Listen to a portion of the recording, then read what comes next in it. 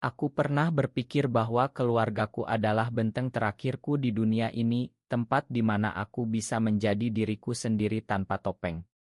Tapi hari itu, ketika aku akhirnya memberanikan diri mengatakan bahwa aku gay, segalanya berubah dalam sekejap. Air mata ibu mengalir deras, ayah diam membisu dengan wajah yang memerah, dan adikku hanya menatapku dengan mata penuh kebingungan.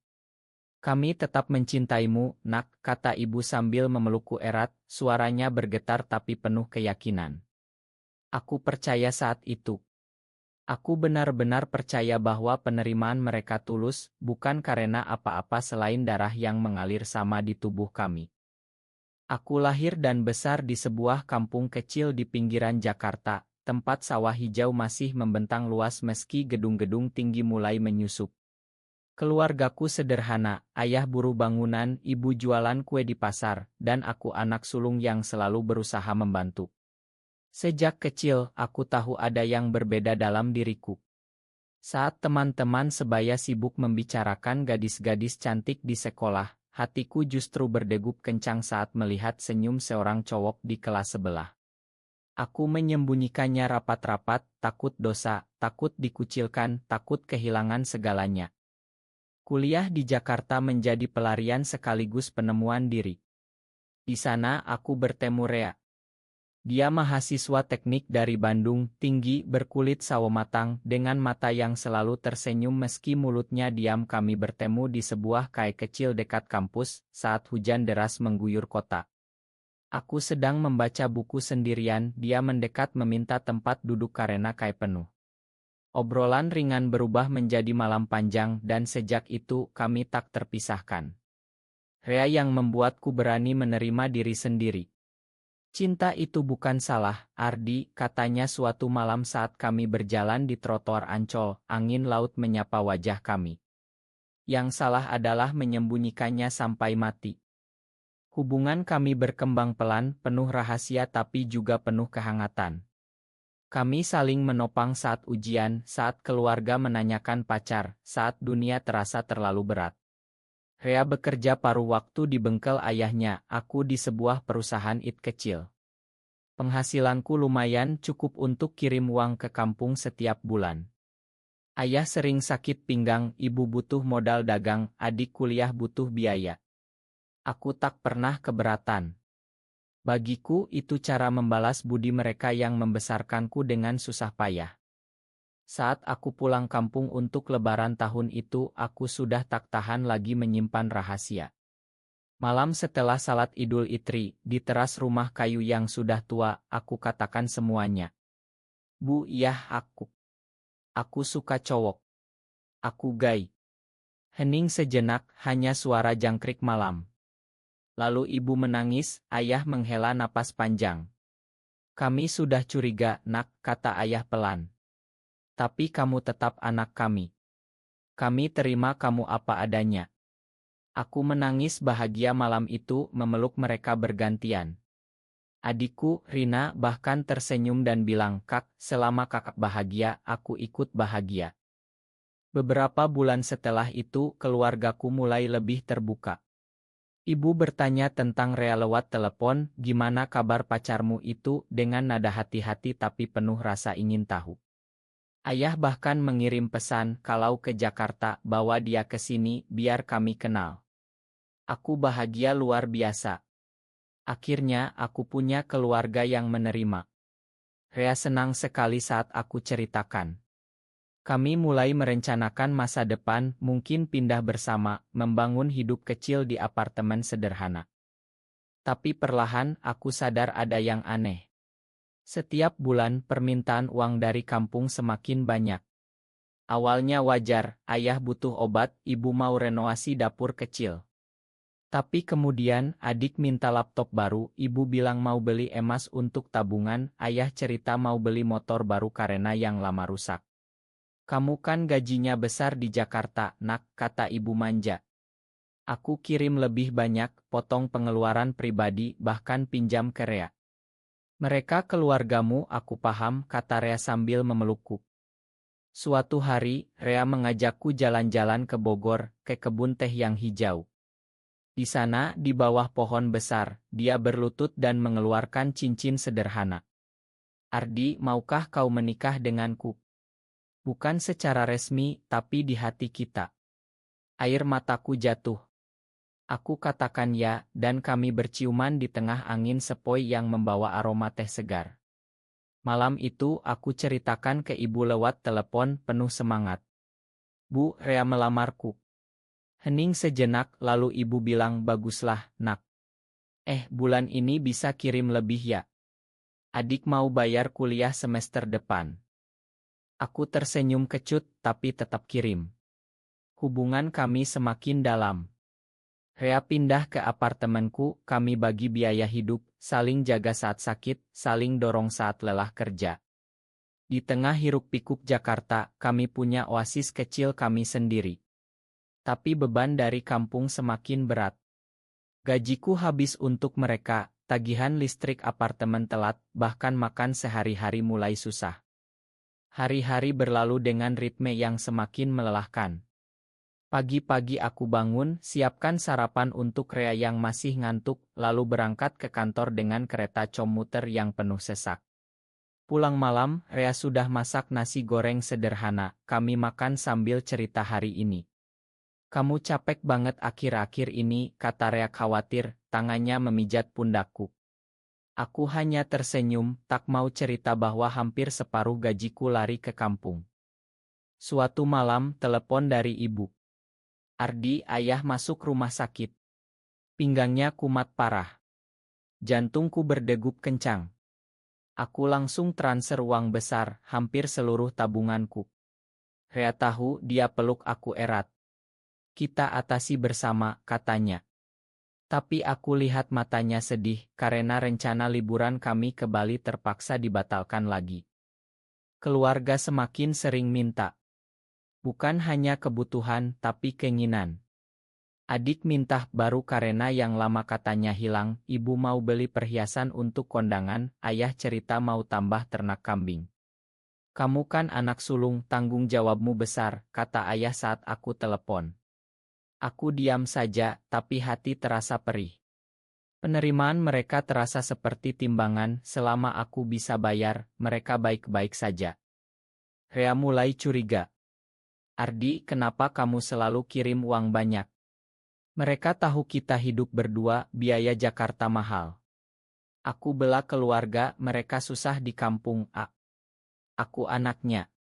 Tapi dalam hati aku mulai ragu. Apakah penerimaan itu tulus, atau hanya karena aku sapi perah? Konflik kecil mulai muncul.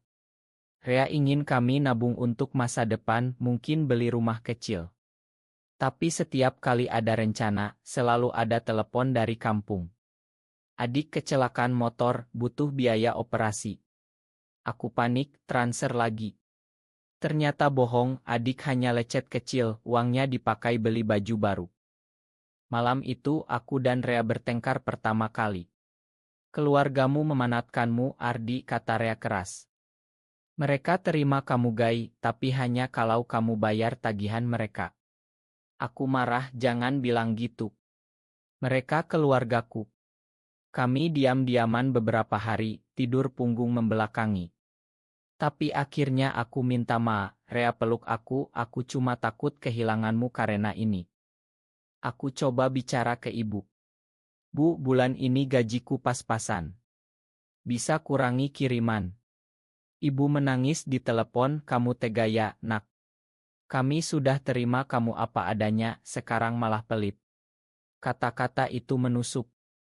Aku tambah kirim lagi, meski kartu kredit mulai menumpuk utang. Kerjaanku mulai terganggu. Bos peringatkan karena sering telat, konsentrasi hilang. Rea semakin khawatir, dia ajak aku ke dokter, tapi aku tolak. Kita kuat, A, kataku. Tapi dalam hati aku tahu ini tak berkelanjutan. Suatu hari, adik telepon minta uang untuk nikah cepat, katanya pacarnya hamil. Aku kaget tapi tetap kirim. Rea marah besar. Ini sudah keterlaluan. Mereka anggap kamu berjalan. Kami bertengkar hebat, Rea keluar apartemen malam itu. Aku menangis sendirian, telepon Rea tak diangkat. Keesokan harinya, Rea kembali dengan wajah lelah. Ma, Ardi. Aku cinta kamu, aku tak mau lihat kamu hancur karena mereka. Kami baikan tapi retak sudah ada. Aku sadar, penerimaan keluarga ternyata bersyarat. Selama aku bisa bayar, aku diterima. Kalau tidak, apa? Aku mulai hemat ekstrem. Makan mie instan berhari-hari, jalan kaki ke kantor hemat ongkos. Rea bantu dia ambil kerja sampingan. Tapi keluarga protes. Kamu kok pelit sekarang? Karena pacar cowokmu itu ya, kata ibu sinis. Hatiku hancur. Rea ajak aku piknik ke Ragunan, coba lupakan sejenak. Di sana, di bawah pohon rindang, kami duduk makan bekal sederhana. Ardi, kita bangun hidup kita sendiri. Keluarga yang benar mencintai tanpa syarat. Kata-katanya hangat, tapi aku masih bimbang. Malam itu, ayah telepon. Ardi, kami butuh uang besar. Rumah mau digusur, butuh bayar ke pengembang. Aku panik, tapi rekening kosong. Yah, aku lagi susah. Hening panjang, lalu ayah bilang dingin, kalau gitu, jangan pulang dulu. Kami malu punya anak gay yang tak bisa bantu keluarga. Telepon ditutup. Aku duduk lemas di lantai apartemen. Rea peluk aku dari belakang, sudah cukup, sayang. Mereka bukan keluarga yang kau butuhkan. Hari itu menjadi titik balik. Kata-kata ayah menusuk dalam, seperti pisau yang lama tertanam akhirnya ditarik keluar berdarah-darah. Aku tak tidur malam itu, Rea menemani, tangannya menggenggam tanganku erat. Kamu punya aku, Ardi. Kita keluarga sekarang. Suaranya lembut, penuh cinta yang tulus. Aku putuskan batasi kiriman. Hanya secukupnya untuk kebutuhan dasar, tak lagi untuk keinginan. Reaksi keluarga meledak. Ibu telepon menangis histeris, kamu durhaka. Kami sudah terima dosamu, sekarang balasannya gini. Adik kirim pesan kasar, kakak gay pelit. Ayah bahkan bilang, lebih baik tak punya anak seperti kamu. Hati remuk. Aku yang dulu bangga punya keluarga penerima, kini sadar itu ilusi. Penerimaan mereka ternyata berbayar, selama aku bisa tanggung tagihan hidup mereka yang semakin boros. Rea jadi penopang utama. Dia ajak aku konseling ke komunitas di Jakarta, tempat aman untuk cerita. Di sana aku dengar banyak kisah serupa, keluarga menerima selama ada manfaat finansial. Itu bukan cinta sejati, kata seorang senior bijak. Aku mulai paham, cinta tak boleh bersyarat. Kerjaanku membaik setelah aku okus lagi. Bos naikkan gaji karena proyek sukses. Rea juga dapat promosi. Kami nabung pelan, rencanakan hidup bersama lebih serius. Kami bahkan adopsi kucing liar, beri nama Harapan, simbol baru kami. Tapi keluarga tak berhenti. Mereka datang ke Jakarta tanpa bilang, muncul di depan apartemen. Ibu menangis di depan pintu, ayah marah, adik manyun. Kamu egois. Karena cowok itu kamu lupa keluarga, teriak ayah. Tetangga mulai lihat, aku malu tapi tegar. Rea buka pintu, tenang. Masuk dulu om, tante. Kami duduk di ruang tamu kecil. Aku ceritakan semuanya, utangku, kesulitanku, bagaimana mereka habiskan uangku tanpa peduli hidupku. Ibu diam, ayah gelagapan.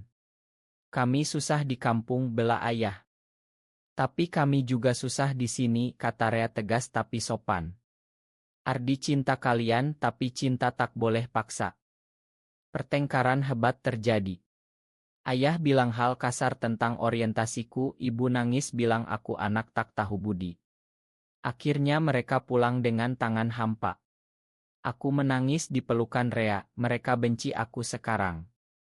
Bukan benci, sayang. Mereka kehilangan sumber uang, jawab Rea bijak. Beberapa bulan kemudian, adik telepon minta maaf. Kak, aku salah. Aku kangen kakak. Perlahan hubungan mulai cair, tapi dengan batas. Aku kirim secukupnya, tak lagi berlebih. Rea dan aku semakin kuat. Kami rayakan anniversary di Pantai Parangtritis, Yogyakarta. Di sana ombak besar, angin kencang, kami pegang tangan erat. Apapun terjadi, aku pilih kamu, kataku. Rea tersenyum, cium keningku. Tapi badai belum selesai. Ayah sakit beneran, butuh operasi mahal. Aku bantu sebagian, tapi tak bisa semua. Mereka marah lagi, bilang aku tak bertanggung jawab. Aku sakit hati, tapi Rea ingatkan, kamu sudah lakukan yang terbaik. Di tengah semua itu, aku temukan kekuatan baru. Aku bergabung dengan kelompok dukungan, bantu orang lain yang sama nasibnya. Ternyata banyak yang keluarganya pura-pura terima demi uang. Suatu malam, hujan deras di Jakarta. Rea dan aku duduk di balkon, minum teh hangat. Kamu menyesal cinta aku, tanyaku tiba-tiba. Rea geleng kepala, tarik aku ke pelukannya. Kamu yang terbaik terjadi padaku. Waktu terus berlalu, membawa luka baru sekaligus penyembuhan. Ayah sembuh setelah operasi, tapi hubungan tetap renggang. Mereka jarang telepon, hanya saat butuh. Aku terima kenyataan itu meski pedih. Rea jadi segalanya. Kami beli apartemen kecil di pinggiran Jakarta, dengan tabungan bersama. Hari pindah, kami tertawa bahagia sambil angkut barang. Malam pertama di rumah baru, kami masak bersama, makan di lantai karena meja belum ada. Kerjaanku naik jabatan, Rea buka bengkel kecil sendiri. Hidup mulai stabil. Kami punya teman-teman dari komunitas, rayakan Natal dan Lebaran bersama keluarga pilihan. Tapi suatu hari, ibu telepon nangis. Ayah stroke, nak. Butuh biaya banyak. Aku langsung pulang kampung. Di rumah sakit, lihat ayah lemah di ranjang, hatiku remuk. Aku bayar sebagian besar biaya, meski harus pinjam bank. Selama ayah dirawat, keluarga mulai lembut lagi. Ibu peluk aku, makan ibu, nak. Kami salah. Adik bantu rawat ayah, tak lagi minta macam-macam. Perlahan obrolan terbuka. Aku ceritakan tentang Rea, tunjukkan oto kami bahagia. Ayah, meski lemah, bilang pelan kalau dia bikin kamu bahagia, ayah restui. Air mata jatuh. Bukan penerimaan penuh, tapi langkah awal. Rea ikut ke kampung saat ayah pulang. Pertemuan canggung tapi hangat. Rea bantu perbaiki rumah, ayah ajak ngobrol tentang motor. Ibu masak spesial untuk Rea. Malam itu kami duduk di teras, cerita masa kecilku. Tawa mulai ada lagi. Tapi konflik lama muncul. Saat ayah butuh obat mahal, mereka harap aku bayar semua. Aku bilang aku bantu secukupnya, yah. Aku juga punya hidup sendiri. Ayah diam, tapi akhirnya mengerti. Hubungan mulai membaik, tapi dengan batas sehat. Aku tak lagi jadi penopang tunggal. Adik mulai kerja, bantu keluarga. Rea dan aku semakin dalam cintanya. Kami rencanakan perjalanan ke Bali, akhirnya terwujud. Di pantai Kuta, matahari terbenam oranye, kami pegang tangan. Terima kasih sudah bertahan denganku, kataku. Rea cium aku lembut. Kembali ke Jakarta, hidup berjalan indah. Kami adopsi anak kucing lagi, punya taman kecil di balkon. Teman-teman bilang kami pasangan inspirasi. Tapi badai datang lagi. Adik putus dengan pacar, minta uang untuk mulai usaha. Aku tolak, kamu sudah dewasa, cari sendiri. Dia marah, bilang aku egois karena gay. Pertengkaran keluarga meledak lagi. Aku dan Rea pulang kampung mediasi. Di rumah, diskusi panjang.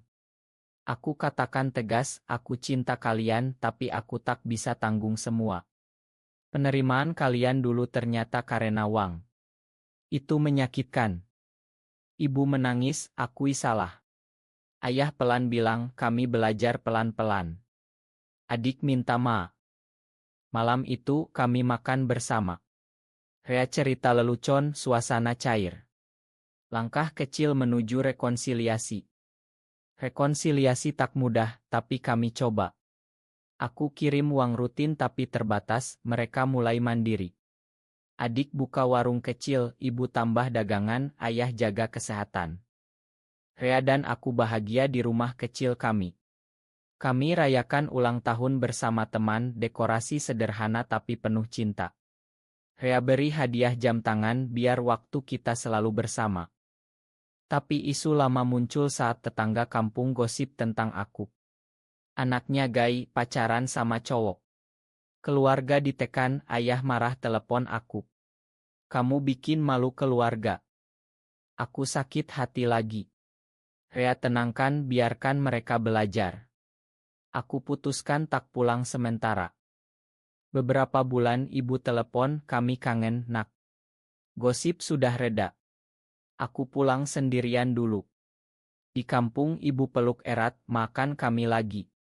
Ayah jabat tanganku, kamu tetap anak ayah. Perlahan mereka terima Rea sepenuhnya. Saat Rea datang lagi, ayah ajak mancing ke sawah. Ibu tanya resep masakan Rea. Adik jadi sahabat Rea. Cinta kami semakin kuat. Kami bantu komunitas jadi pembicara saring pengalaman. Banyak yang terinspirasi, kalian buktikan cinta sesama bisa bahagia. Tapi tantangan datang saat pandemi. Kerja Rea sepi, gajiku dipotong. Keluarga minta bantuan lagi. Aku jelaskan situasi, mereka paham, bahkan kirim sayur dari kampung. Krisis itu justru satukan kami semua. Keluarga belajar mandiri total, kami belajar hemat. Setelah pandemi, hidup normal lagi. Kami kunjungi kampung sering, bawa oleh-oleh. Keluarga sambut hangat, tak lagi lihat orientasiku sebagai beban. Suatu hari, ayah bilang, aku bangga punya anak seperti kamu. Kuat, penyayang. Air mata jatuh. Penerimaan sejati akhirnya datang, tanpa syarat uang. Rea dan aku rencanakan komitmen kecil, upacara sederhana dengan teman dekat. Keluarga diundang, mereka datang. Ibu nangis haru, ayah beri restu. Di upacara itu, di Taman Kecil Jakarta, kami janji setia selamanya. Dalam suka duka, aku pilih kamu, kata Rea. Aku balas sama. Tahun-tahun berlalu, luka lama jadi pelajaran. Keluarga benar-benar berubah. Mereka mandiri, adik nikah, punya anak. Kami jadi om Aurit, sering kunjungi kampung. Rea dan aku hidup bahagia, punya usaha kecil bersama, kai kecil dengan menu Indonesia. Tempat itu jadi saya space bagi banyak lebih muda, cerita duka mereka, kami dengar dan bantu. Aku sadar, penerimaan sejati butuh waktu dan usaha. Dulu keluarga pura-pura terima demi uang, tapi krisis buka mata mereka. Cinta tak hilang, hanya tersembunyi di balik ego. Suatu sore, di kai kami, ayah dan ibu datang berkunjung. Ayah lihat pelanggan muda yang cerita masalah keluarga, ayah bilang dulu ayah salah ke Ardi. Sekarang ayah paham, cinta itu bebas. Ibu peluk aku, kami bangga punya menantu seperti Rea. Kata itu hangatkan hati. Rea dan aku, di usia matang, masih pegang tangan saat jalan. Kami trailing ke Lombok, nikmati pantai putih, ombak tenang. Di sana, kami perbarui janji. Hidup tak sempurna, tapi penuh makna. Aku yang dulu takut kehilangan keluarga, kini punya dua, darah dan pilihan. Pesan dari kisah ini, cinta sejati tak kenal syarat. Baik dari keluarga maupun pasangan. Terima diri, maka dunia akan terima kamu pelan-pelan. Kini aku bahagia. Dengan Rea, dengan keluarga yang akhirnya paham, dengan hidup yang aku bangun sendiri.